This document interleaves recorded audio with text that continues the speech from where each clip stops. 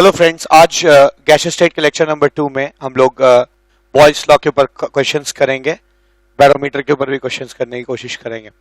Last time पे मैं आपको याद दिलाऊं मैंने क्या किया था। मैंने आपको गैस के various parameters, pressure, volume, moles, temperature के बारे में बताया था और बॉयल्स लॉ और उनके ग्राफ कैसे प्लॉट किए जाएं इस पे बातचीत की थी। और मैंने आपसे ये भी कहा था कि इस अगले लेक्चर में यानी इस लेक्चर में लेक्चर नंबर 2 में मैं आपको बॉयल्स लॉ पे क्वेश्चंस कराऊंगा और बॉयल्स लॉ आपको सिखाने की कोशिश करूंगा। ठीक है, तो लेक्चर नंबर 2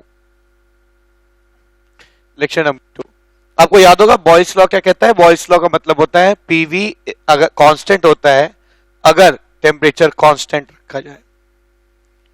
ठीक है, किसी भी गैस का अगर सैंपल ना बदले, मतलब गैस वही रहे और टेम्परेचर भी कांस्टेंट रहे, तो उनका प्रेशर और वॉल्यूम का प्रोडक्ट हमेशा कांस्टेंट रहता है। आइए इस पे एक क्वेश्चन करते हैं। क्वेश्चन नंबर 1 कहता है रबर बलून, एक रबर का बलून है, ठीक है ना, contains some solid marble, contains some solid marbles, each of volume 10 ml. A gas is filled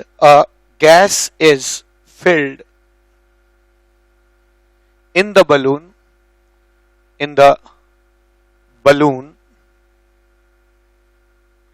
at pressure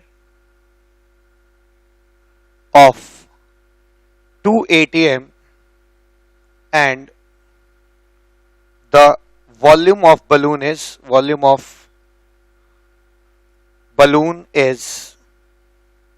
1 liter. Full stop. If external pressure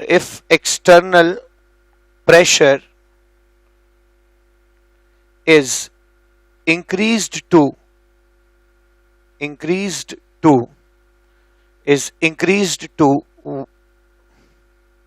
4 atm and volume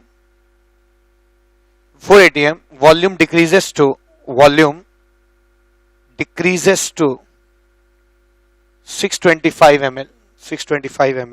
Find number of marbles.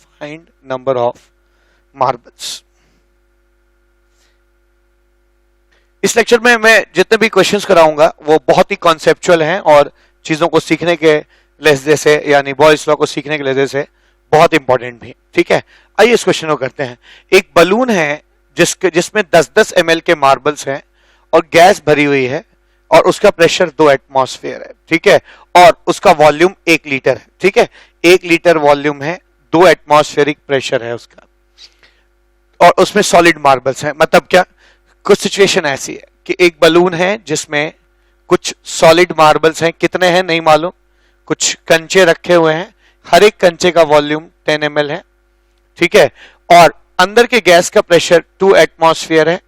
ठीक है, जाहिर सी बात है बाहर का भी 2 ही होगा, अंदर और बाहर का सेम रहता है, तभी ना बलून वैसे का वैसा रहता है। अगर अंदर का बलून का प्रेशर बढ़ेगा तो वो एक्सपैंड करेगा और तब तक करेगा जब तक कि उसकी टेंसाइल स्ट्रेंथ उसको बर्दाश्त कर सकती है, फिर फट जाता है।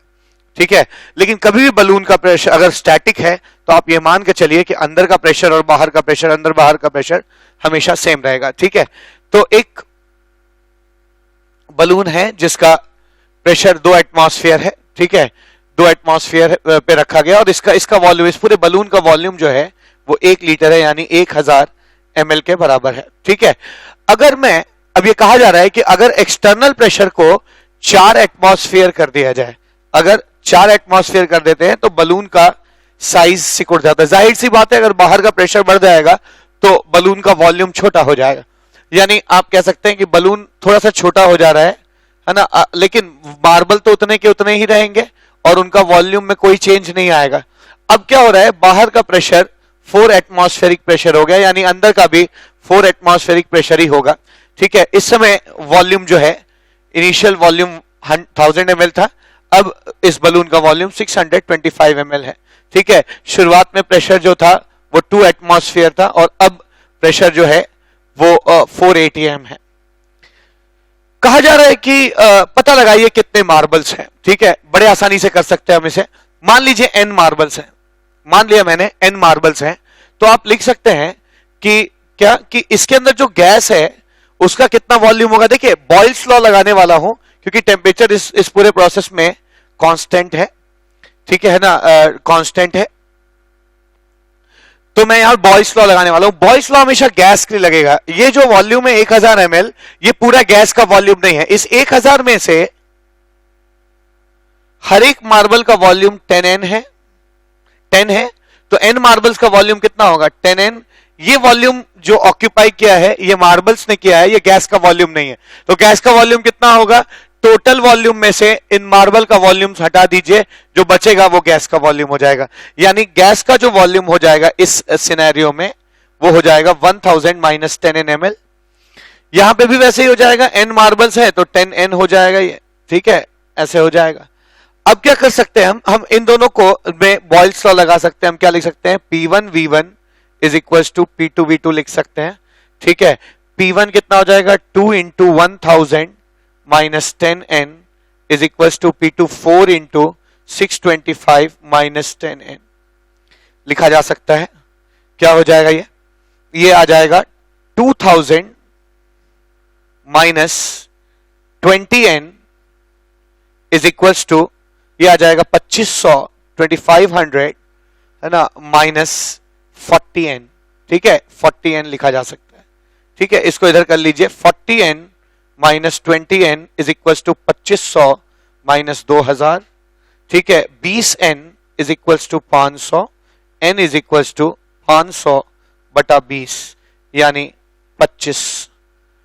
तो इस ब्यूटीफुल क्वेश्चन से हमें पता चला कि यहाँ पे 25 मार्बल है। Why it is beautiful, because ये क्वेश्चन हमें बताता है कि बॉयल्स लॉ लगाना है लेकिन सिर्फ और सिर्फ गैस के लिए लगाना है। मार्बल को हमें छोड़ देना है क्योंकि मार्बल का वॉल्यूम कोई भी चेंज उसमें नहीं आएगा, जो भी चेंज आ रहा है वो गैस के वॉल्यूम में आएगा। ठीक है, तो ये पहला क्वेश्चन हुआ। आइए एक और क्वेश्चन करते हैं। अगला क्वेश्चन देखते हैं, क्वेश्चन नंबर 2। क्वेश्चन नंबर 2 कहता है the diameter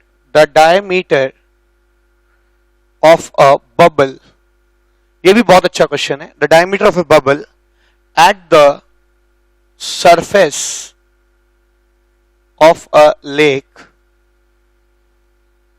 is 4 millimeter and at the bottom of the lake it is 1 millimeter. If atmospheric pressure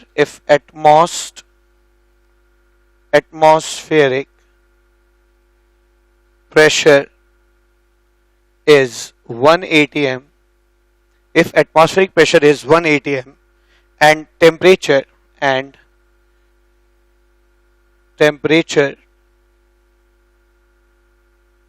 of the lake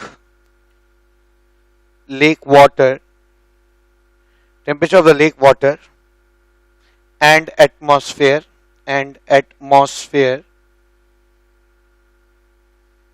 are equal, what is the depth of the lake? What is the depth of the lake? ठीक है, lake की depth क्या होगी। आइए सीखते हैं इसको। The diameter of a bulb at the surface of a lake is 4 mm and at the bottom of the lake it is 1 mm. ठीक है, एटमॉस्फेरिक प्रेशर 1 atm है और टेम्परेचर और लेक और एटमॉस्फेयर का टेम्परेचर सेम है, तो depth बताना है हमको लेक का। ये क्वेश्चन क्या कह रहा है, आइए इसका सॉल्यूशन देखा जाए। ठीक है ना, ये क्वेश्चन कह रहा है मान लीजिए एक लेक का ये बेस है। ठीक है, ये लेक का बेस है और ये लेक का सरफेस है। ठीक है, ये पानी है पूरा, ये पूरा पानी भरा हुआ है। अब कहा जा रहा है यहां एक बबल है जिसका डायमीटर 1 mm है। कह रहे जब ये बबल ऊपर तक पहुंच जाता है, यहां तब ऊपर तक पहुंच जाता है, तब इसका डायमीटर 4 mm हो जाता है। तो कहा जा रहा है कि इस लेक की का आपको डेप्थ बताना है, डेप्थ हाइट सॉरी डेप्थ बताना है, कितना डेप्थ है। मान लीजिए एच गहरा है। अब एक चीज मालूम है कि टेम्परेचर बदल नहीं रहा, वाटर एटमॉस्फेयर सबका टेम्परेचर सेम है, यानी मैं कह सकता हूं कि ये जब यहां से यहां आया है तो टेम्परेचर कांस्टेंट होगा। ठीक है, इनिशियली इस बबल का जो प्रेशर होगा वो कितना होगा, है ना, मान लीजिए कुछ पी हो जाएगा, ठीक है ना, पी एटमॉस्फेयर है, ठीक है। इसका वॉल्यूम कितना हो जाएगा, वॉल्यूम हो जाएगा 4/3 इंटू पाई, 1 मिलीमीटर डायमीटर है यानी रेडियस जो है 0.5 मिलीमीटर होगा, 4/3 पाई आर क्यूब हो जाएगा। ठीक है, ऐसे ही यहां पर गैस का प्रेशर कितना होगा, यहां जो गैस का प्रेशर होगा, ठीक है, वो ठीक एटमॉस्फेरिक प्रेशर के बराबर होगा कि बाहर का प्रेशर 1 एटमॉस्फेयर है तो अंदर का भी प्रेशर कितना होगा, 1 एटमॉस्फेयर होगा। ठीक है, तो जैसे ही सरफेस पे आएगा, आप एटमॉस्फेयर के पास पहुंच गए, एटमॉस्फेयर का प्रेशर और आपका प्रेशर सेम होगा, यानी यहां पर इसका प्रेशर 1 एटमॉस्फेयर है और यहां पर इस बबल का जो वॉल्यूम है वो 4/3 pi into r cube, radius कितना हो जाएगा, अगर ये 4 mm है तो रेडियस 2 mm होगा, 2 mm हो जाएगा, तो 4/3 पाई आर क्यूब हो जाएगा, 4/3 पाई आर, रेडियस 2 mm है उसका क्यूब। अब बॉयल्स लॉ लगाइए, यहां पे क्या लिख सकते हैं, P1 V1 is equal to P2 V2, ये लिखा जा सकता है। P1 मान लीजिए P है, P इंटू 4/3 पाई 1/2 का whole cube is equal to, है ना, 1 ATM इंटू V2, V2 कितना हो जाएगा 4/3 पाई 2 के होल क्यूब, ठीक है ना, 2 का होल क्यूब। अब यहां पे होता क्या है, P1 V1 is equal to P2 V2 लिखा, 4/3 पाई 4/3 पाई आ गया, प्रेशर इज इक्वल टू, ये 8 हो गया, ये भी 8 हो, 8 8 जा 64 इंटू 1 ATM यानी 64 ATM आ गया। तो यहां पर जस्ट जब एकदम आप नीचे हैं तो गैस का प्रेशर कितना है, 64 ATM है, ठीक है, 64 ATM है, ये मैंने अभी निकाला, ठीक है, यहां पे हम लोगों ने कैलकुलेट किया। अब यहां पे ध्यान देने वाली बात क्या है, एटमॉस्फेरिक प्रेशर कितना है 1 ATM, और इतने वाटर का प्रेशर भी नीचे ही लगेगा, ठीक है, मैंने हमेशा कहा था लिक्विड का प्रेशर नीचे लगता है, गैस का प्रेशर हर दिशा में लगेगा। तो एटमॉस्फेयर का प्रेशर 1 ATM और इस लिक्विड का प्रेशर कितना होगा H rho g, ये 1 ATM और ये H rho g दोनों प्रेशर मिलाकर इस लेवल पर यहां पर प्रेशर कितना है, मैंने कहा था अभी पिछले लेक्चर में बताया था कि सेम लेवल पे फ्लूइड में 2 पॉइंट्स पर प्रेशर सेम, यहां का प्रेशर यहां के बराबर होगा, ठीक है। तो यहां 1 ATM plus H rho g जो ये प्रेशर है ये ठीक 64 ATM के बराबर होना चाहिए, यानी लिख सकता हूं 64 ATM atmosphere is equal to 1 atmosphere, ठीक है, 4 atmosphere is equal to 1 atmosphere plus H rho g plus H rho g, ठीक है, H rho g is equal to, इसको उधर घटा दीजिए, 64 माइनस 1 इज 63 ATM, ठीक है, 63 ATM हो जाएगा। तो H rho की वैल्यू कितनी आ जा रही है 63 ATM है। यहां से हम H निकाल सकते हैं क्योंकि पानी की डेंसिटी और एक्सेलरेशन ड्यू टू ग्रेविटी हमें पता है, हमें पता है पानी की जो डेंसिटी होती है, डेंसिटी ऑफ वाटर जो है वो 1000 kg पर मीटर क्यूब हो जाएगी और acceleration due to gravity 9.8 metre per second square हो जाएगा, ठीक है। अब अगर मैं वैल्यूज को यहां रखूं तो मैं क्या लिख सकता हूं, इस इक्वेशन नंबर 1 कहिए, ठीक है, इसमें सब्स्टिट्यूट करिए, H ही रहने दीजिए, H इंटू रो कितना है, रो है 1000 kg पर मीटर क्यूब इंटू जी कितना है 9.8 metre per second square is equal to H rho g is equal to 63 ATM। आपको मालूम है ATM कोई स्टैंडर्ड यूनिट नहीं होती है, ATM को हम स्टैंडर्ड यूनिट में कैसे कन्वर्ट कर सकते हैं, लास्ट लेक्चर में मैंने बताया था कि एक एटमॉस्फेयर 1.013 इंटू 10⁵ न्यूटन पर मीटर स्क्वायर होता है, ऐसा यूनिट है। तो 63 ATM कितना हो जाएगा, 63 इंटू 1.013 इंटू 10⁵ आ जाएगा, H into 1000 into 9.8 is equal to 63 into 1.013 into 10⁵, ये 100 हो जाएगा, 100 मल्टीप्लाई कर दीजिए, H कितना आ जाएगा, H into 9.8 is equals to 63 into 101.3. H is equals to 63 into 101.3 by 9.8. इसको आप कैलकुलेट करेंगे, आंसर है। अगर आप इसको कैलकुलेट करेंगे तो इसकी वैल्यू जो निकल जाएगी वो आ जाएगी 651.1 मीटर्स। ठीक है, तो ये दूसरा क्वेश्चन था पे जिसमें हम लोगों ने देखा कि एक बुलबुला जमीन के नीचे है, अगर वो एच हाइट तक या पूरे डेप्थ को कवर करके लेक के ऊपर पहुंचता है तो उसका वॉल्यूम बढ़ जाता है। तो नीचे और ऊपर के दोनों बुलबुलों के बीच में हम लोगों ने बॉयल्स लॉ लगाया। देखिए, बॉयल्स लॉ तब लगाया जा सकता है जब दो कंडीशन हो, टेम्परेचर ना बदले और गैस सैंपल सेम हो। जो गैस यहाँ थी वही गैस एक्सपैंड होकर यहाँ पहुंची है। ठीक है, तो बहुत अच्छा क्वेश्चन था, hope you would have learn something from it. आइए अब बैरोमीटर को थोड़ा सा पढ़ते हैं और उसके बाद क्वेश्चन करते हैं। बैरोमीटर, बैरोमीटर किसे कहते हैं? तो पहली चीज बैरोमीटर हो जाएगी, बैरोमीटर जाना जाए। बैरोमीटर किसे कहेंगे? अगर आप, मैंने बताया था टॉरिसेली एक्सपेरिमेंट में कि अगर आप एक मरकरी से भरा हुआ, पूरा भरा हुआ ट्यूब उल्टा कर दीजिए, उसमें से मरकरी धीरे धीरे सरक कर नीचे आ जाएगी और यहां एक वैक्यूम क्रिएट हो जाएगा। ये कहीं ना कहीं एक बैरोमीटर कहलाता है। इससे आप प्रेशर नाप सकते हैं एटमॉस्फेयर का। अगर बाहर के एटमॉस्फेयर का प्रेशर 1 है और ये अगर 76 सेंटीमीटर ऑफ मरकरी है तो आप लिख सकते हैं 1 atmosphere is equal to 76 into is equivalent to 76 centimetre of mercury. ठीक है, 76 सेंटीमीटर ऑफ मरकरी के इक्विवेलेंट है, या 1 एटमॉस्फेयर को आप 76 into rho of mercury into g भी लिख सकते हैं। ठीक है, ऑफ कोर्स इसमें मैंने सारी वैल्यूज नहीं रखी हैं अभी, सिर्फ एक सिंबॉलिक है, वरना अगर रखते हैं, अगर वैल्यूज आप रखेंगे तो फिर सबको ऐसा यूनिट में, इसको मीटर में, इसको केजी पर मीटर क्यूब में और इसको मीटर पर सेकंड स्क्वायर में रखना होगा। ठीक है, चलिए, ये इस तरह से हम बैरोमीटर की में एटमॉस्फेरिक प्रेशर का कैलकुलेशन करते हैं। यहां पर ध्यान इस बात का रखना है कि ये वैक्यूम हो। ठीक है, वैक्यूम हो। अगर ये वैक्यूम किसी भी तरह से नहीं रह जाएगा तो ये एक फॉल्टी बैरोमीटर कहलाएगा। तो कई बार फॉल्टी बैरोमीटर पे भी क्वेश्चन आता है। फॉल्टी बैरोमीटर क्या होता है देखा जाए। फॉल्टी बैरोमीटर का मतलब हो गया, अगर मान लीजिए एक बैरोमीटर है और किसी तरीके से इसके अंदर हवा चली जाती, हवा चली गई इसके अंदर। ठीक है, इसके अंदर कुछ हवा है, हवा चली जाती है और हम लिख सकते हैं इसको 1 एटमॉस्फेयर, एटमॉस्फेरिक प्रेशर है। इसमें कोई हवा है, हवा का प्रेशर हर जगह होता है। मान लीजिए पी प्रेशर है ना, तो पी प्रेशर हवा का नीचे की तरफ ऐसे लग रहा होगा, छत पर ऊपर की तरफ लग रहा होगा, इस दीवार पर इधर और इस दीवार पे इधर। ठीक है, हम सबको क्यों नहीं ले रहे हैं? क्योंकि हमको इसी में इंटरेस्ट है बस। ठीक है, pressure of the gas plus ये जितना भी आएगा एच, वो एच रो जी नीचे लगने लगेगा। ठीक है, ये और ये प्रेशर जोड़कर यहां जो प्रेशर होगा वो इसके बराबर होगा।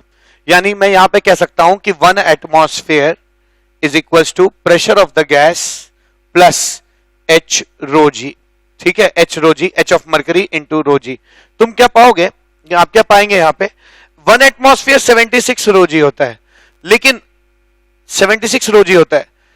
अब यहां पे देख रहे हैं कुछ गैस ने मदद कर दी है, क्योंकि वो वैक्यूम नहीं है तो कुछ प्रेशर उसकी वजह से हो जाएगा, तो जरूर इसकी हाइट 76 से थोड़ी सी कम आएगी। ठीक है ना, 76 से थोड़ी सी कम आ जाएगी। यानी जब भी बैरोमीटर फॉल्टी होता है इसमें एयर घुस जाती है, एयर होता है, इज नॉट वैक्यूम, ये चीज वैक्यूम नहीं होती है। ठीक है, ये चीज वैक्यूम नहीं होती है। और 1 एटमॉस्फेयर जो नापोगे बैरोमीटर से फॉल्टी, तो एच की वैल्यू जो है वो 76 सेंटीमीटर ऑफ मरकरी से कम आएगी। ठीक है, इसको हम फॉल्टी बैरोमीटर कहते हैं। ठीक है, हम कई बार प्रेशर को ना मैनोमीटर से भी नापते हैं।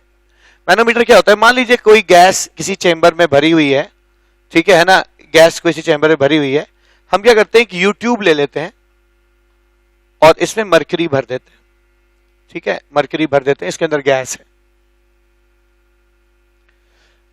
अब आमतौर पे जब अंदर की गैस का प्रेशर 1 एटमॉस्फेयर होगा तो दोनों मरकरी का लेवल बराबर होगा, क्योंकि इधर की गैस 1 एटमॉस्फेयर और इधर की गैस तो हवा है, ये एयर है, 1 एटमॉस्फेयर, तो दोनों मरकरी बराबर होगी। तो अगर दोनों मरकरी का हाइट सेम है तो ये एच रो जी, इधर का एच रो जी और इधर का एच रो जी एक दूसरे को कैंसिल कर देगा। ये जितना प्रेशर लगाएगा उतना ही ये भी लगाएगा और दोनों एक दूसरे को कैंसिल कर देंगे और यहां का प्रेशर और यहां का प्रेशर दोनों सेम हो जाएगा।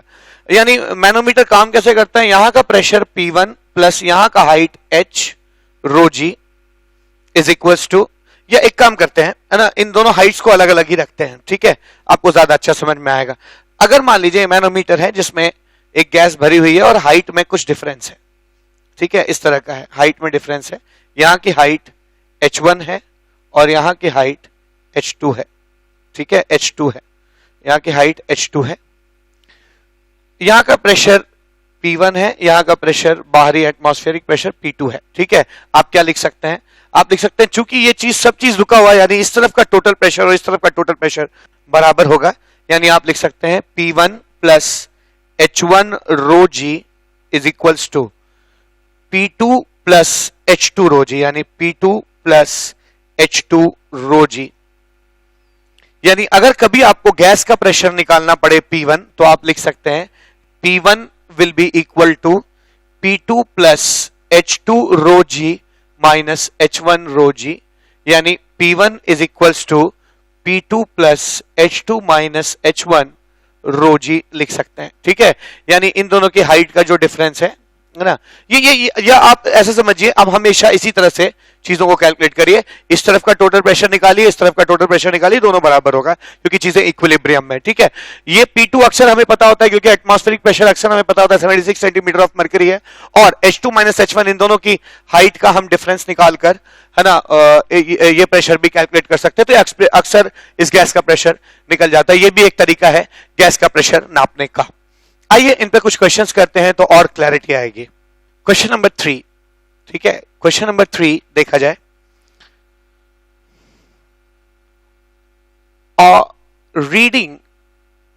reading of a faulty barometer is 700 millimeter of mercury when actual pressure is 750 mm of mercury। तो एक बैरोमीटर फॉल्टी है और उसकी रीडिंग 700 mm ऑफ मर्करी है जबकि बाहर का प्रेशर 750 है, ठीक है। The length of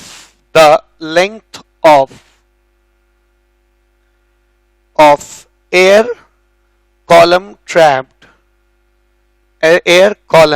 column trapped is 100 millimeter of mercury, is 100 millimeter of mercury. Find the actual value of the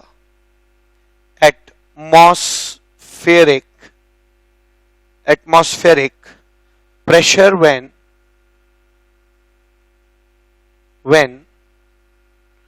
reading of the barometer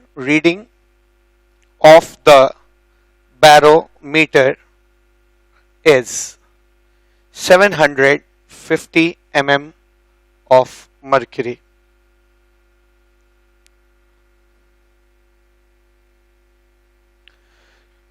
तो ये बहुत अच्छा क्वेश्चन है, आइए देखते हैं क्या कह रहा है। The reading of A faulty barometer is 700 mm of mercury when actual pressure is 750, ठीक है। इसको सॉल्व करते हैं। जब बाहर का एटमॉस्फेरिक प्रेशर 750 रोजी है, तब ये रीडिंग 700 mm दिखाता है और 100 mm इसमें गैस ट्रैप्ड है, ठीक है। आइए देखते हैं। तो ऐसा ये 700 क्यों दिखा रहा है, क्योंकि 50 mm मर्क, देखिए टोटल बाहर कितना है 750, तो यहां पे भी प्रेशर जो है 750 ही होगा, लेकिन 700 रो जी जो है वो मरकरी की वजह से है, और जो 50 रो जी है वो पक्का इस गैस जो यहां ट्रैप्ड है उसके वजह से है। ठीक है, फिर कहा जा रहा है कि तब बाहर का प्रेशर क्या होगा जब बैरोमीटर की खुद की रीडिंग 750 होगी। 750 रो जी आ जाएगा, 750 mm होगा। ठीक है, 750 mm होगा बाहर का रीडिंग। बाहर का रीडिंग क्या होगा जब ये 750 mm होगा? तो जाहिर सी बात है टोटल 800 mm था, अगर ये 750 हो जाएगा तो ये 50 mm ही रहेगा। ठीक है, 50 mm ऑफ मरकरी ही रह जाएगा। ठीक है, अब आइए सीखते हैं क्या इन दोनों क्वेश्चंस में क्या कोरिलेशन है। कह रहा है कि जब बाहर 750 mm ऑफ मरकरी प्रेशर था, प्रेशर था, तब ये रीडिंग 700 थी। जब बाहर कितना होगा तो ये 750 रीड करेगा। अब इस क्वेश्चन में खास बात क्या है कि इन दोनों में अगर कोई कनेक्शन बिठा सकता है तो एक गैस ही बिठा सकती है। ये गैस और ये गैस सैंपल एकदम एक ही है और इनका टेम्परेचर भी नहीं बदला, टेम्परेचर हमेशा कांस्टेंट है। ठीक है, तो अगर टेम्परेचर ना बदले और गैस का सैंपल ना बदले तो आप उनके बीच में बॉयल्स लॉ लगा सकते हैं। ठीक है, बॉयल्स लॉ लगा सकते हैं, यानी यहां का P1 V1 और यहां का P2 V2 क्या होगा? सेम आएगा। ठीक है, यहां का P1 कितना है? यहां का P1 ले लीजिए P, और यहां का वॉल्यूम कितना हो जाएगा? वॉल्यूम होता है, मान लीजिए इसका क्रॉस सेक्शनल एरिया A है, तो base area into height, 100 mm है, यानी 100A हो जाएगा। ठीक है, यहां का P1 हो जाएगा P और वॉल्यूम हो जाएगा 100A। यहां का प्रेशर कितना है? यहां का प्रेशर P2 जो है, यहां का प्रेशर मान लीजिए P1 है, यहां का प्रेशर P2 है। ठीक है, P2 है, यहां का प्रेशर P1 है। यहां का वॉल्यूम 100A है और यहां का वॉल्यूम क्या है ना, यहां का वॉल्यूम 50A हो जाएगा, 50A हो जाएगा। अब आप क्या लिख सकते हैं? आप लिख सकते हैं P1 V1 is equal to P2 V2 लिख सकते हैं। ठीक है, यानी आप लिख सकते हैं P1 V1 is equal to P2 V2। P1 तो P1 ही रहेगा और V1 कितना है? 100A is equal to P2 तो P2 ही रहेगा और V2 कितना हो जाएगा? 50A। एक इक्वेशन तो ये हो गया, ये आ गया। दूसरा इक्वेशन क्या आ सकता है? आप यहां से देख सकते हैं ये जो P1 प्रेशर है, P1 प्लस 700 रो जी, यहां टोटल यहां पर जो बेस पे प्रेशर है वो ये प्रेशर और ये प्रेशर का सम है। ठीक है, यानी आप कह सकते हैं P1 plus 700 rho g, 700 into rho of mercury into g is equal to atmospheric pressure 750 millimetre of mercury के बराबर है, यानी बाहर का प्रेशर जो है 750 रो जी लिखा जा सकता है, यानी P1 इज इक्वल टू आप लिख सकते हैं 50 रो जी। तो एक चीज तो पता चल गया कि हमें यहां का प्रेशर पता चल गया, P1 कितना है? 50 रो जी है। ठीक है, इस चीज को यहां सब्स्टिट्यूट किया जाए, क्या मिलता है देखा जाए। 50 rho g is equal into 100A is equal to P2 into 50A। A cut गया, 2 कट गया। ठीक है, P2 is equal to 100 rho जी। ठीक है, P2 is equal to 100 rho जी। अब यहां पर जो P2 है वो 100 रो जी है और ये 750 रो जी है, तो ये प्रेशर यहां का प्रेशर और यहां का प्रेशर बराबर होगा। तो मैं लिख सकता हूं यहां का जो एक्सटर्नल प्रेशर होगा जो हमें निकालना है, हम तो यही पूछा गया है कि क्या एक्सटर्नल प्रेशर होगा, तो यहां का जो एक्सटर्नल प्रेशर होगा वो हो जाएगा इस मरकरी का प्रेशर 750 रो जी प्लस यहां का प्रेशर P2। ठीक है, P2 अभी हम लोगों ने P2 को कैलकुलेट किया, कितना आया? 100 रो जी। तो आप लिख सकते हैं P external is equal to 750 rho ji plus 100 rho g. आप लिख सकते हैं P external is equal to 850 rho जी। ठीक है, ये आ जाएगा। तो इस क्वेश्चन में जो पूछा है कि एक्सटर्नल प्रेशर तब कितना होगा जब बैरोमीटर की रीडिंग 750 होगी, तो हम कह सकते हैं एक्सटर्नल प्रेशर 800 रो जी, यानी एक्सटर्नल प्रेशर 800 मिलीमीटर और 850 मिलीमीटर ऑफ मरकरी था जब बैरोमीटर की रीडिंग 750 mm ऑफ मरकरी थी। ठीक है, तो ये एक और क्वेश्चन हो गया जो हम लोगों ने, है ना, बॉयल्स लॉ पे किया। आइए एक और क्वेश्चन अटेम्प्ट करते हैं। क्वेश्चन नंबर 4, मान लीजिए एक टेस्ट ट्यूब है। ठीक है, इस तरह के क्वेश्चंस आप बहुत देखेंगे जो मैं कराने जा रहा हूं। एक टेस्ट ट्यूब है जिसमें मरकरी कॉलम का लेंथ 10 सेंटीमीटर है और एयर ट्रैप्ड जो है वो भी 10 सेंटीमीटर है। ठीक है, एयर ट्रैप्ड भी 10 सेंटीमीटर। ठीक है, अब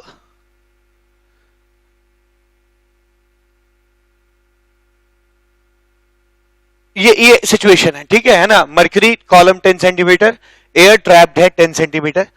अगर आपसे कहा जाए कि इसको हम ऐसे खड़ा कर दें तो इसकी एयर कॉलम की लेंथ कितनी होगी, ये पता लगाइए। इस क्वेश्चन को आप कैसे डील कर सकते हैं? यहां के गैस का प्रेशर निकालते हैं, यहां की गैस का वॉल्यूम निकालते हैं, यहां की गैस का प्रेशर निकालते हैं और यहां की गैस का वॉल्यूम निकालते हैं और इनके बीच में बॉयल्स लॉ लगाते हैं। क्यों? क्योंकि गैस सैंपल सेम है और टेम्परेचर बदल नहीं रहा। ठीक है, मैं मान के चल रहा हूं कि ऐसा करते वक्त हम लोगों ने टेम्परेचर नहीं बदला, टेम्परेचर रिमेन्स कांस्टेंट। ठीक है, टेम्परेचर रिमेन्स कांस्टेंट। क्या लिख सकते हैं? P1 जो होगा वो एक्सटर्नल प्रेशर के बराबर होगा। ठीक है ना, यहां का जो प्रेशर होगा वो एक्सटर्नल प्रेशर के बराबर होगा और ये जो मरकरी का प्रेशर, मैंने हमेशा कहा मरकरी का प्रेशर हमेशा कहां लगेगा, है ना, डाउनवर्ड्स, नीचे की तरफ। तो ये जो मरकरी का प्रेशर है ये कोई इफेक्ट नहीं डाल रहा, ये एटमॉस्फेरिक प्रेशर है, ये 76 रो जी होगा। तो आप देख सकते हैं 76 रो जी इज P1, यानी P1 is equal to 76 rho जी। ठीक है, 76 रो जी हो जाएगा। वॉल्यूम कितना? तो वॉल्यूम होता है, अगर इसका एरिया A है तो हम लिख सकते हैं 10A। ठीक है, आपको याद होगा सिलेंडर का वॉल्यूम कैसे लिखते हैं, pi r square h. Pi r square के जगह हमने A ले लिया और H के जगह हमने क्या ले लिया, 10 ले लिया, 10 ले लिया। ठीक है, तो P1 76 रो जी है, V1 10A हो जाएगा। ठीक है, ऐसे ही P2 निकाल सकते हैं हम लोग। P2 कितना हो जाएगा? P2 इज इक्वल्स टू, ये हो जाएगा 76 रो जी और ये 10 रो जी, ये दोनों नीचे की तरफ है। ठीक है, मरकरी का प्रेशर तो 10 रो जी होगा क्योंकि ये मरकरी है, 10 सेंटीमीटर ऑफ मरकरी का प्रेशर 10 सेंटीमीटर ऑफ मरकरी का ही इतना होगा, 10 रो जी ही हो जाएगा। लेकिन हवा का जो प्रेशर है वो equivalent to 76 centimetre of mercury के बराबर होता है, तो इसको 76 रो जी कह सकते हैं। आप कह सकते हैं अनंत से लेकर यहां तक जितनी हवा है सबका प्रेशर मिलाकर 76 रो जी के बराबर आएगा। तो आप लिख सकते हैं 76 rho ji plus 10 rho g is P2, यानी P2 की वैल्यू कितनी हो जाएगी, 76 रो जी प्लस 10 रो जी यानी 86 रो जी हो जाएगा। ठीक है, वॉल्यूम कितना हो जाएगा? वॉल्यूम हो जाएगा X इंटू A। ठीक है, A। आप बॉयल्स लॉ लगा दीजिए इसके बीच में, क्या लिख सकते हैं, P1 V1 is equals to P2 V2 लिखा जा सकता है। P1 कितना, 76 रो जी इंटू V1 कितना, 10A is equals to P2 कितना, 86 रो जी इंटू V2 कितना, XA। A gets cancelled out, rho g चला जाएगा, X की वैल्यू आ जाएगी 760 अपॉन 86। ठीक है, आप इसको सॉल्व करेंगे तो इसकी वैल्यू आएगी,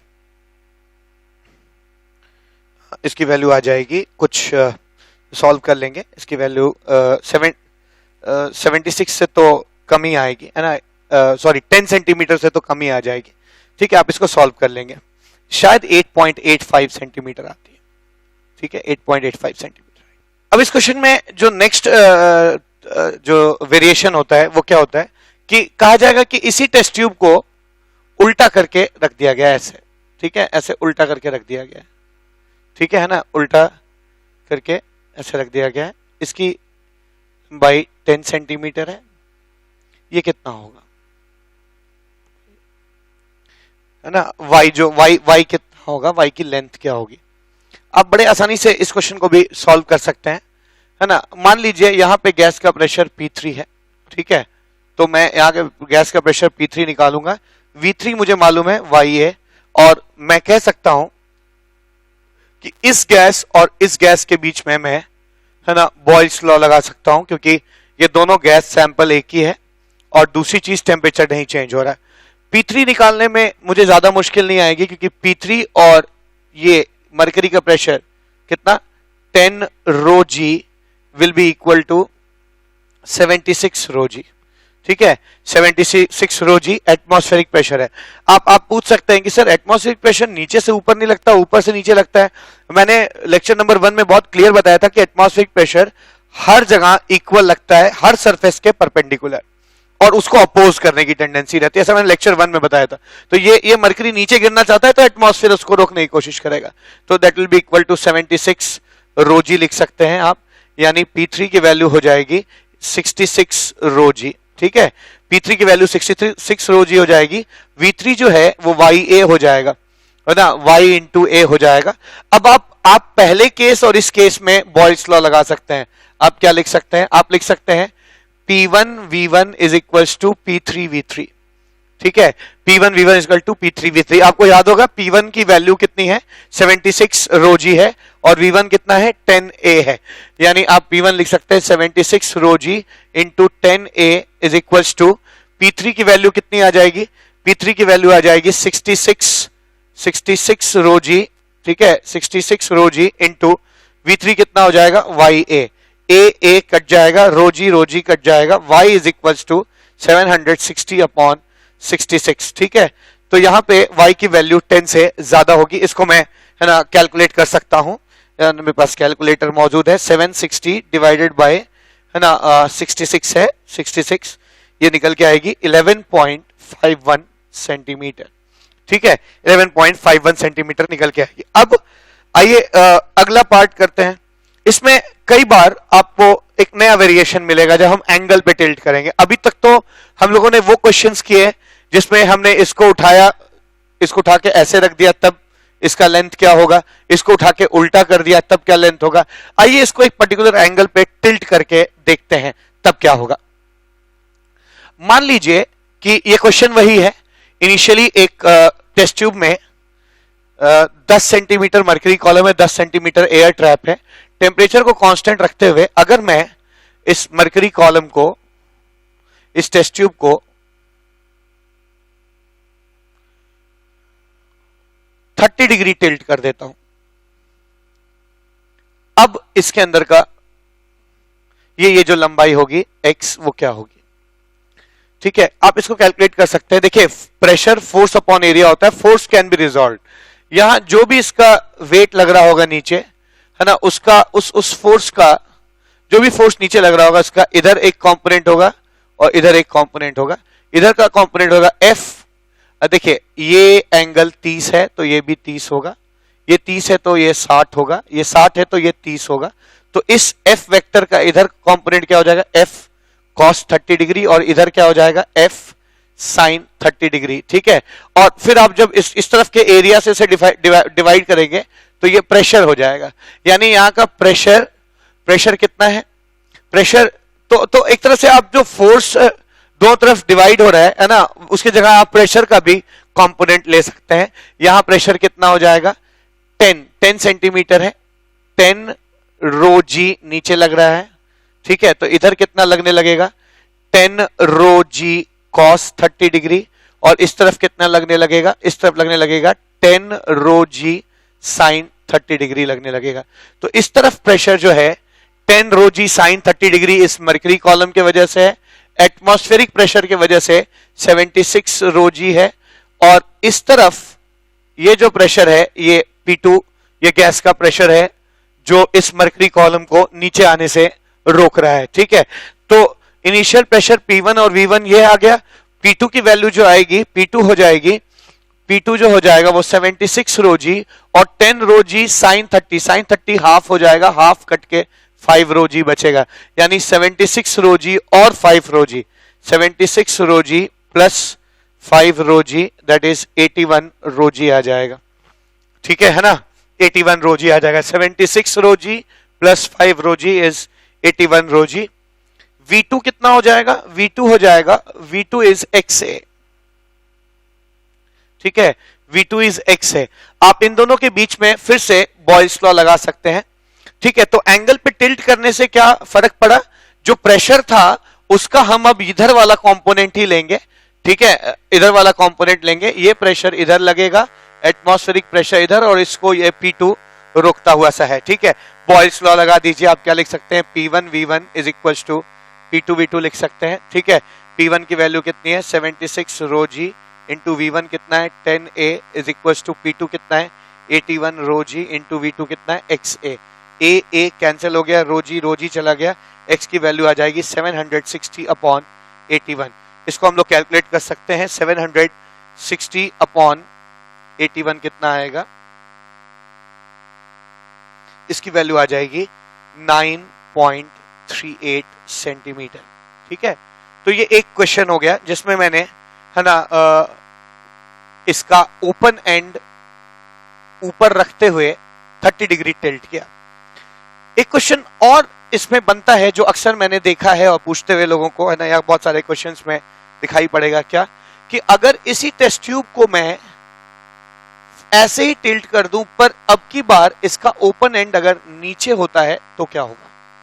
ठीक है, ओपन एंड अगर नीचे होगा तब इसकी लंबाई क्या होगी, मान लीजिए x है y, तब इसकी लंबाई y कितनी होगी, हम निकाल सकते हैं बड़ी आसानी से, है ना। अगेन ये गैस सैंपल जो यहाँ ट्रैप्ड है और जो गैस सैंपल यहाँ ट्रैप्ड है, उन दोनों के बीच में बॉयस लॉ लगाना मुश्किल काम नहीं है, क्योंकि गैस सैंपल भी सेम है और टेम्परेचर मैंने क्वेश्चन में ये दिया हुआ है कि टेम्परेचर नहीं बदल रहा।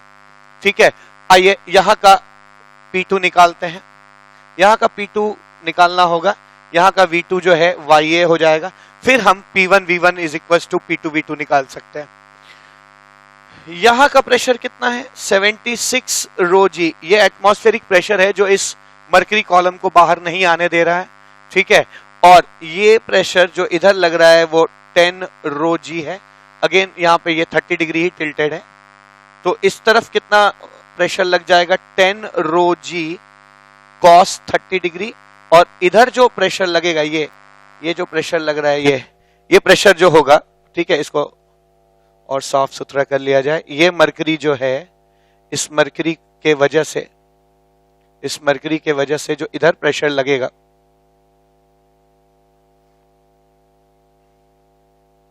इस मरकरी कॉलम के वजह से जो नीचे प्रेशर लग रहा है वो 10 रो जी है, इसका इधर का कंपोनेंट हो जाएगा 10 रो जी कॉस थीटा, और इधर का जो कंपोनेंट हो जाएगा ये 10 रो जी साइन 30 डिग्री हो जाएगा।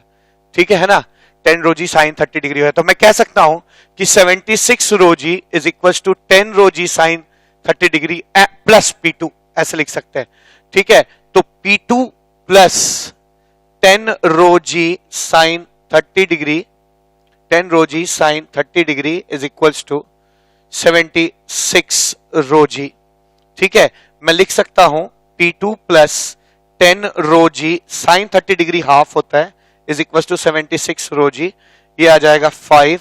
हम लिख सकते हैं P2 is equal to 5 rho g, और 76 में से 5 घटा दीजिए, कितना आ जाएगा 71 रो जी। यहां का वॉल्यूम कितना है, यहां का वॉल्यूम है YA, यहां का वॉल्यूम YA है। अब मैं क्या कह सकता हूं, मैं यहां पर P1 V1 is equal to P2 V2 लगा सकता हूं। क्या लिख सकता हूं, P1 V1 is equal to P2 V2। P1 की वैल्यू कितनी है 76 रो जी, V1 कितना है 10A, P2 कितना है 71 रो जी, और V2 कितना है YA। हम यहां से Y की वैल्यू कैलकुलेट कर सकते हैं, Y is equal to 760 by 71, Y is equal to, इसको भी हम लोग आराम से कैलकुलेट कर सकते हैं, 10 से ज्यादा आना चाहिए, है ना। इसकी वैल्यू हो जाएगी 760 divide by 71 turns out to be 10.7 centimetre. तो अब तक हम लोगों ने इस चौथे क्वेश्चन में भी 4 पार्ट्स देखे। जो एक टेस्ट ट्यूब जमीन पे ऐसे गिरा हुआ था, उसको हम ऊपर कर देंगे इसको तो क्या होगा, उसको नीचे कर देंगे तो क्या होगा, इसका ओपन एंड ऊपर रखते हुए 30 डिग्री पे रखेंगे तो क्या होगा, इसका ओपन एंड नीचे रखते हुए 30 डिग्री पे रखेंगे तो कितना होगा। हमने लगभग सारे केसेस कवर कर लिए। ठीक है, अब आइए एक और क्वेश्चन करते हैं। ठीक है, और मुझे लगता है इस पूरे लेक्चर में और 3 क्वेश्चन मेरे पास हैं करने के लिए। इन 3 क्वेश्चंस के बाद ये लेक्चर समाप्त होगा। तो आइए क्वेश्चन नंबर 5 करते हैं। क्वेश्चन नंबर 5, ठीक है, क्वेश्चन नंबर 5 क्या कहता है, क्वेश्चन नंबर 5 कहता है कि एक टेस्ट ट्यूब है ना, एक टेस्ट ट्यूब है जिसमें एयर कॉलम का लेंथ L1 है और मर्क्यूरी जो ट्रैप्ड है उसकी हाइट H है। H है। एटमॉस्फेरिक प्रेशर कितना है? P नॉट है। ठीक है, एटमॉस्फेरिक प्रेशर P नॉट है। अगर मैं इस टेस्ट ट्यूब को उल्टा कर दूं, ठीक है, अगर मैं इस टेस्ट ट्यूब को उल्टा कर दूं, उल्टा करके रख दूं,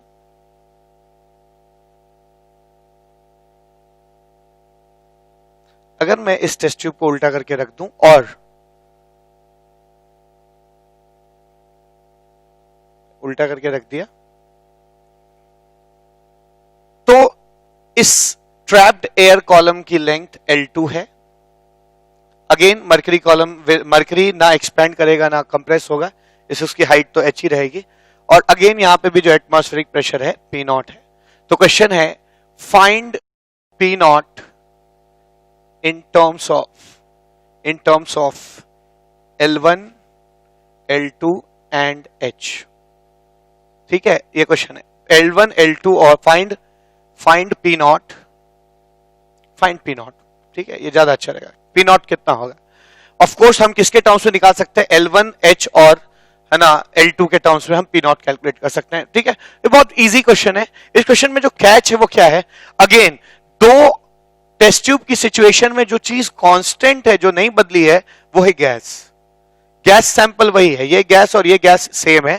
और चूंकि दोनों गैस सैंपल सेम है, इसलिए हम इनके बीच में है ना बहुत सारे लॉज लगा सकते हैं, है ना। अज्यूम्ड है कि टेम्परेचर कांस्टेंट है, अगर टेम्परेचर कांस्टेंट है तो हम इनके बीच में बॉयल्स लॉ लगा सकते हैं। ठीक है, आइए बॉयल्स लॉ से इनको कनेक्ट करते हैं। यहां का प्रेशर मान लीजिए P1 है। ठीक है, तो आप कह सकते हैं P1 is equals to H rho G plus P nought. यहां का वॉल्यूम कितना हो जाएगा? वॉल्यूम होता है base area A into L1। ठीक है, यहां पे आप क्या लिख सकते हैं? यहां पे जो प्रेशर है वो P2 है। P2 is equals to P2 plus H rho G, P2 plus H rho G is equals to P nought. यानी P2 को क्या लिख सकते हैं आप? P2 को लिख सकते हैं P nought minus H rho G। ठीक है, P2 को आप लिख सकते हैं P nought minus H rho G। तो हमें P1 की वैल्यू पता चल गई, V1 की वैल्यू पता चल गई, P2 की वैल्यू पता चल गई और V2 की वैल्यू भी पता है। V2 कितना हो जाएगा? लेंथ एयर कॉलम जो ट्रैप्ड है उसका लेंथ L2 है और एरिया कितना है? A, area of cross section इसका A मान लीजिए, तो L2 इंटू A हो जाएगा। ये वॉल्यूम V2 है।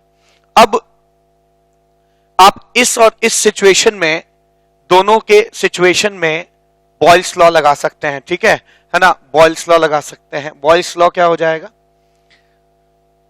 Applying Boyle's law. और बॉयल्स लॉ लगाने पर मुझे P1 V1 और P2 V2 में एक रिलेशनशिप मिलेगा और उस रिलेशनशिप के जरिए मैं P नॉट को कैलकुलेट करने की कोशिश करूंगा। ठीक है, अप्लाइंग बॉयल्स लॉ।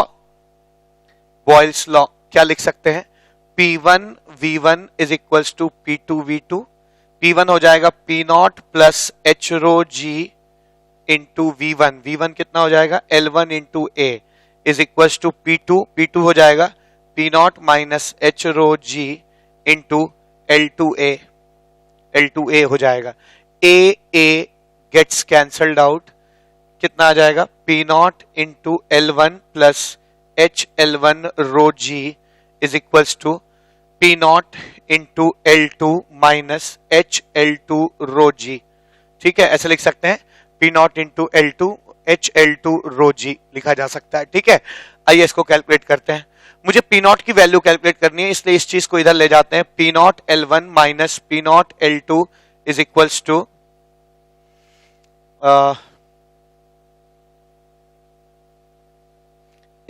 टू क्या लिख सकते हैं? एक काम करते हैं, ऐसे ले जाने से इधर नेगेटिव वैल्यू आ जाएगी, उल्टा करते हैं। इसको इधर ले जाते हैं और इसको इधर ले आते हैं। क्या लिखेंगे? H L1 rho G minus H L2 rho G is equals to P nought L2 minus P nought L1। ठीक है, P नॉट L1 है ना। और क्या लिखा जा सकता है? H रो G आप कॉमन ले सकते हैं, यानी H into L1 minus L2 rho G is equals to, यहां से आप P नॉट कॉमन ले सकते हैं। ठीक है ना, ये इधर जाएगा तो प्लस हो जाएगा, plus plus H L two rho g is equal to P nought L two minus P nought L one. ठीक है, एच कॉमन ले लीजिए, L one plus L two हो जाएगा rho g is equal to, यहां से P not हम common लेंगे तो क्या हो जाएगा P not into L two minus l one. ठीक है, P not into L two minus l one लिख सकते हैं, यानी पी नॉट की वैल्यू क्या निकल के आई, h l one plus L two by l one l two minus l one rho g. ये हमारा प्रेशर आया, atmospheric pressure h l one l two और रो जी के टर्म्स में। ठीक है, तो अच्छा आपको ये समझ में आया होगा। ठीक है, कि हम लोगों ने यहाँ पे क्या किया। ठीक है, हम लोगों ने यहाँ पे कुछ नहीं किया, बस सिंपली दो गैस सैंपल्स के बीच में बॉयल्स लॉ लगाने की कोशिश की है। ठीक है, और दो क्वेश्चन करते हैं। सेकंड लास्ट क्वेश्चन क्या हो जाएगा इस लेक्चर का, आइए देखते हैं।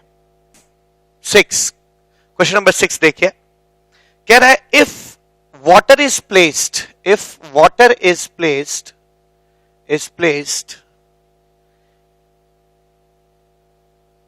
in place of mercury,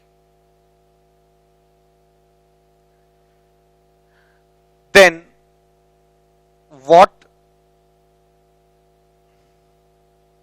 should be the minimum length of barometer to measure normal atmospheric pressure,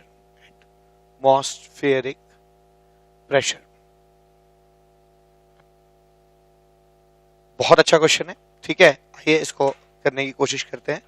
question क्या कहता है कि अगर हम मरकरी के जगह पे ना, इसका सॉल्यूशन क्या हो जाएगा। मैं हर बार ये बात कहता हूं, हर लेक्चर में कहता हूं कि जो भी लोग इसे मेरे साथ पढ़ रहे हैं साथ में हम लोग, तो क्वेश्चन मेरे देने के बाद आप वीडियो पॉज करके अपने से कोशिश करिए, ना आए तो करिए। ठीक है, ना आए तो फिर आप वीडियो देख सकते हैं। ठीक है, मान लीजिए यहां कहा जा रहा है कि अगर मैं मरकरी के जगह पे वाटर ले लूं, यहां पे वाटर, तो इस बैरोमीटर की क्या हाइट मिनिमम होनी चाहिए।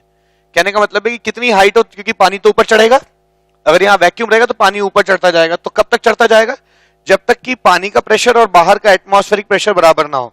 तो पानी कितनी ऊंचाई तक चढ़ेगा, कम से कम इतना हाइट तो बैरोमीटर का होना चाहिए। तो इनडायरेक्टली इनके पूछने का क्या मतलब है कि अगर हम मरकरी की जगह पानी इस्तेमाल करते हैं तो ये हाइट क्या होगी, जो 1 एटमॉस्फेरिक प्रेशर के बराबर होगी। ठीक है, कोई बात नहीं, हम निकाल सकते हैं।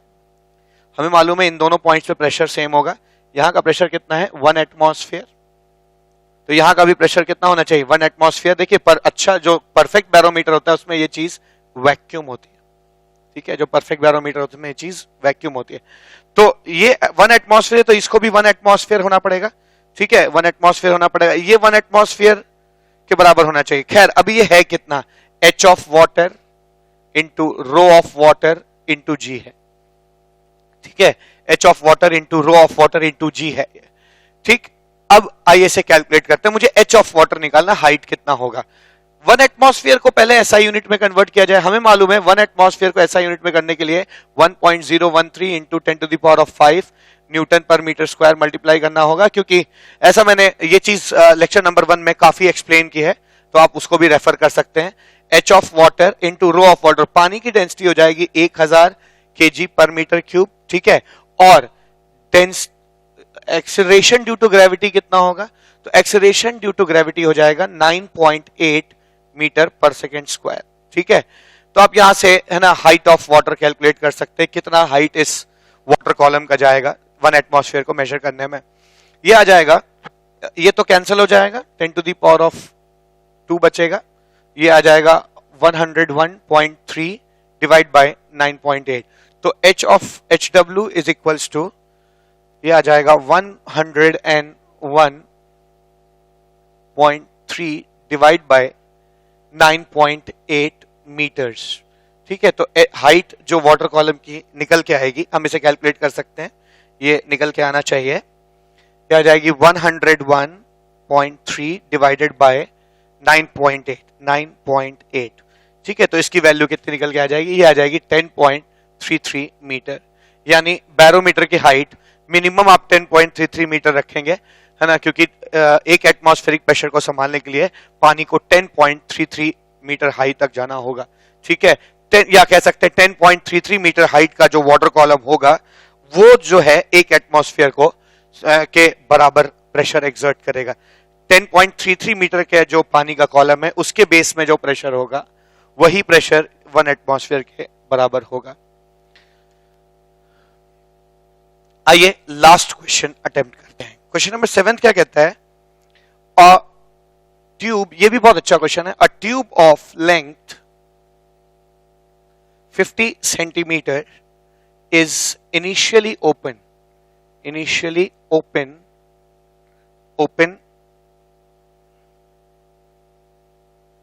to atmospheric pressure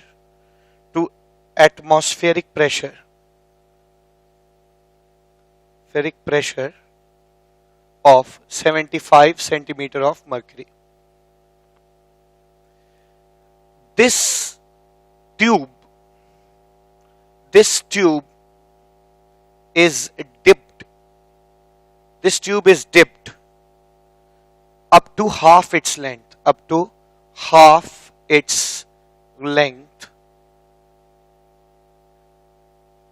Find the level of mercury column. Find the level of mercury column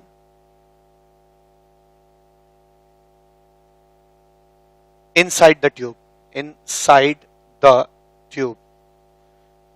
आइए मैं इस क्वेश्चन समझाता हूं आपको।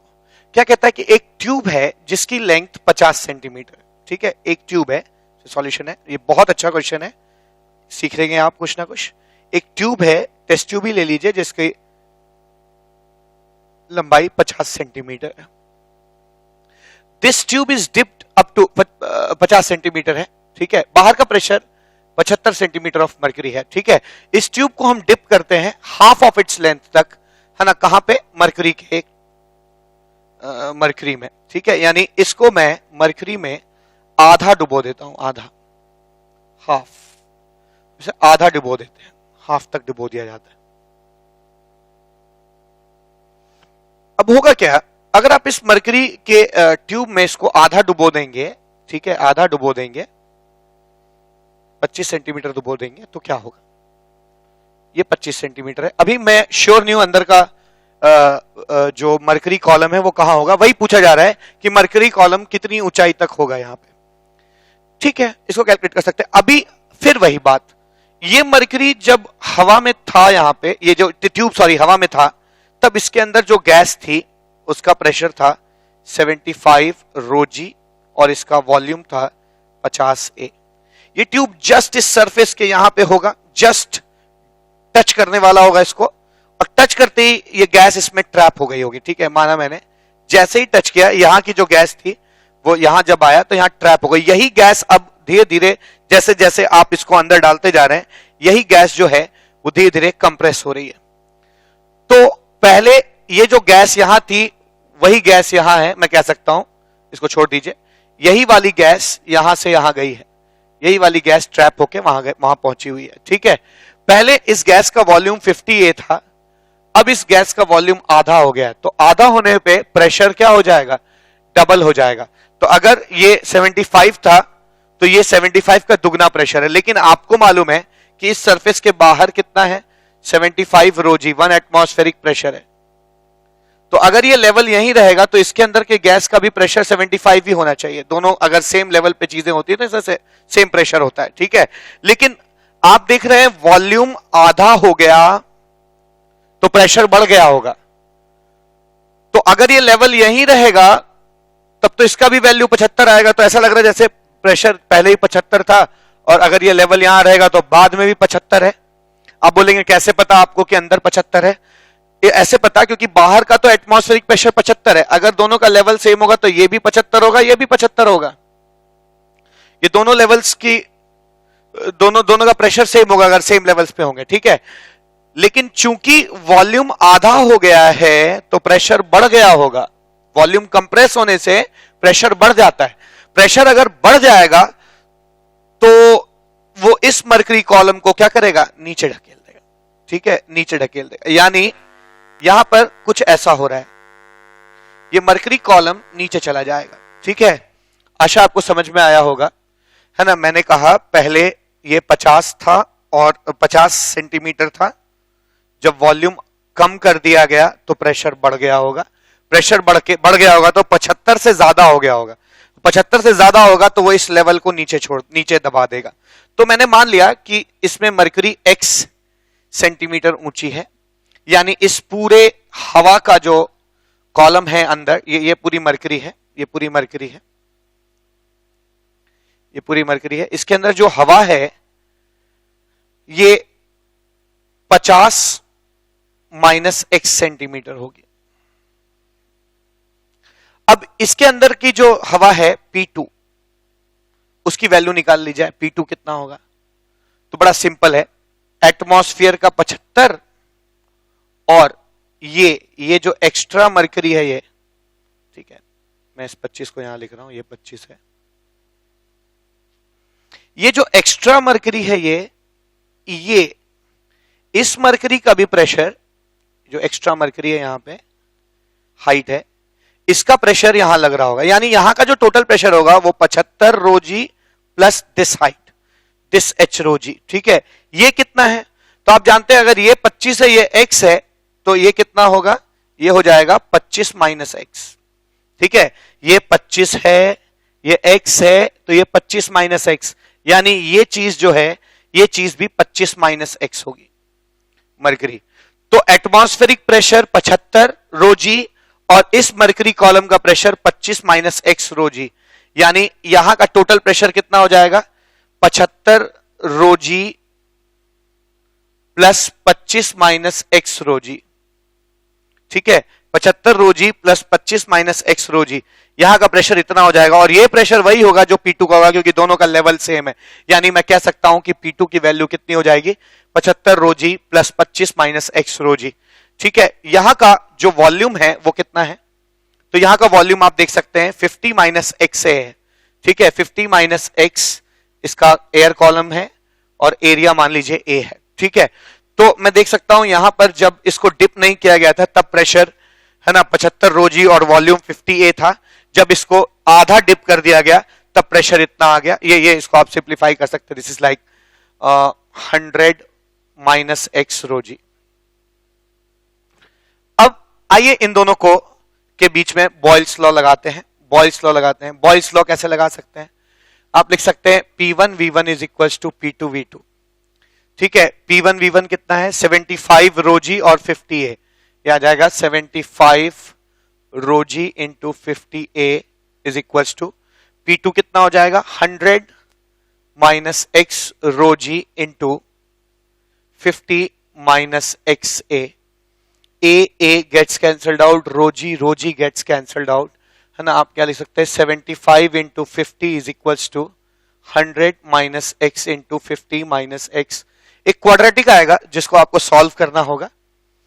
आप क्या लिख सकते हैं, आप इसको ऐसे भी लिख सकते हैं, x माइनस 100, इसमें से माइनस निकाल के वहां भेज दीजिए, x minus 50 is equal to, है ना, ये दोनों को मल्टीप्लाई कर दीजिए, 0 5 5 25 5 7 35 36 37 3750, इसको भी मल्टीप्लाई करिए, x square minus 100x minus x square minus 50x minus 100x plus 5000 3750, ये आ जाएगा x square minus 150x plus, इसको घटा दीजिए यहां पे, क्या आ जाएगा 1250 इज 0। आप श्रीधराचार्य रूल लगा दीजिए, x is equals to minus B. ठीक है ना, माइनस बी यानी 150 plus minus under root B square. ठीक है ना, बी स्क्वायर माइनस 150 का स्क्वायर कितना हो जाएगा, माइनस 22500 माइनस 4 इंटू ए सी 1 इंटू सी 1250 बाय 2a। ठीक है, 2a लिख सकते हैं, x की वैल्यू कैलकुलेट हो जाएगी यहां से, है ना, x आ जाएगा, x is equals to 150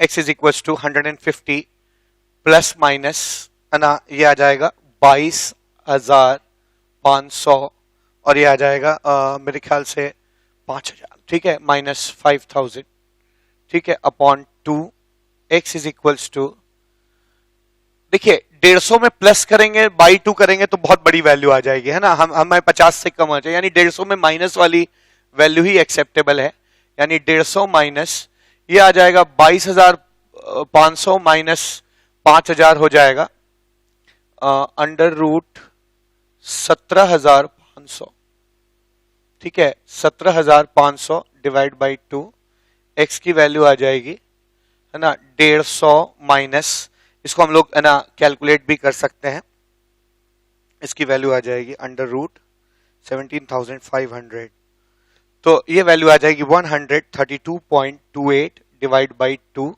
x is equals to, इसमें 150 घटा देते 17.71 divide by 2, x is equals to, ये आ जाएगा 8.85 सेंटीमीटर, ठीक है। मैंने प्लस वाली वैल्यू क्यों नहीं ली, प्लस वाली वैल्यू अगर आप लेते तो 150 में ये जुड़ जाता, ठीक है, 150 में ये जुड़ने के बाद 273 या 272 के आसपास होता और वो 2 से डिवाइड होता तो लगभग 125 130 के आसपास आता, 135 के आसपास आता, जो कि बहुत बड़ी वैल्यू हो जाती। तो आंसर आपका क्या निकल के आएगा, x इज इक्वल्स टू 8.85 आ जाएगा, ठीक है ना। मैं इसको चेक कर लूं कि ये सही आंसर है कि नहीं, जी बिल्कुल ये सही आंसर है, ठीक है, तो 8.86 सेंटीमीटर इसका आंसर आ जाएगा। तो एक बहुत अच्छा क्वेश्चन था जिसमें मैं एक बार और अच्छे से एक्सप्लेन कर दूं कि एक टेस्ट ट्यूब थी जो हवा में थी, उसको मैंने डिप किया, आधे हाइट तक डिप किया, चूंकि आधे तक अगर मरकरी पहुंच जाता तो प्रेशर डबल हो जाता है, या इसके मरकरी अंदर जाने की वजह से प्रेशर कुछ ना कुछ बड़ा होगा बाहर के रेस्पेक्ट से, इसलिए ये थोड़ा सा मरकरी कॉलम नीचे हो गया। मैंने बाद का प्रेशर कैसे निकाला, यहाँ का जो प्रेशर था वो इस और इस प्रेशर को जोड़कर निकाल दिया। वॉल्यूम भी मुझे पता था कितना हो जाएगा, 50 माइनस, ये अगर x है तो ये 50 माइनस x होगा, और इस गैस सैंपल में मैंने बॉयल्स लॉ लगा दिया, ठीक है। तो आज के लिए बस इतना ही। Thank you so much for this great company, आप लोगों की कंपनी के लिए थैंक यू सो मच। आज हम लोगों ने क्या पढ़ा, आज हम लोगों ने मेनली बॉयल्स लॉ के ऊपर क्वेश्चंस किए, बैरोमीटर पढ़ा, मैनोमीटर के ऊपर क्वेश्चन अभी तक नहीं किए हैं, वो हम लोग शायद नेक्स्ट टर्न पे करेंगे, और जो है इसके ऊपर काफी क्वेश्चंस किए। अगले टर्न पे हम लोग जो है चार्ल्स लॉ, गे-लुसाक्स लॉ और इन सब चीजों पे बातचीत करने के लिए फिर से मिलेंगे लेक्चर नंबर 3 में। तब तक थैंक यू सो मच।